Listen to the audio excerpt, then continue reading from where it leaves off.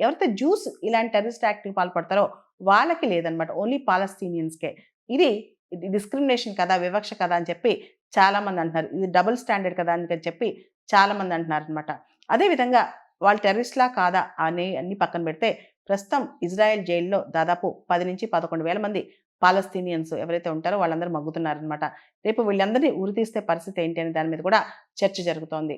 మరణదండన అంటే ఉరిశిక్ష కావచ్చు, ఏ విధమైన ఎగ్జిక్యూషన్ కావచ్చు, అది మానవ హక్కులకు వ్యతిరేకం అని చెప్పి కూడా చాలామంది వాదిస్తున్నారు. సరైన ట్రయల్ లేకుండా అందరిని మూకుమ్మడిగా వీళ్ళు టెర్రరిస్టులని ఎలా చెప్తారని కూడా చాలామంది అంటున్నారనమాట. దీని మీద చర్చ జరుగుతుంది. అయితే ఇజ్రాయెల్ మాత్రం ఇక నుంచి ఎవరైతే పాలస్తీనియన్స్ ఇజ్రాయెల్ పైన టెర్రర్ అటాక్‌లు చేస్తారో వాళ్ళకి మరణదండన తప్పదని చెప్పి చట్టం తీసుకొచ్చింది. కానీ ఇజ్రాయెల్ మాత్రం ఆల్రెడీ ఎవరైతే పాలస్తీనియన్స్ ఇజ్రాయెల్ పైన టెర్రర్ అటాక్స్ చేస్తారో, టెర్రర్ ప్లాట్స్‌కి పాల్పడతారో వాళ్ళకి మరణ శిక్ష విధిస్తూ చట్టం ఆల్రెడీ రీసెంట్‌గా పాస్ చేసిందని మనకు అర్థమవుతుంది. వాళ్ళ లెజిస్లేచర్‌లో చట్టం తీసుకొచ్చింది. చట్టం పాస్ అయిందని కూడా వార్తాపత్రికలు చెప్తున్నాయి.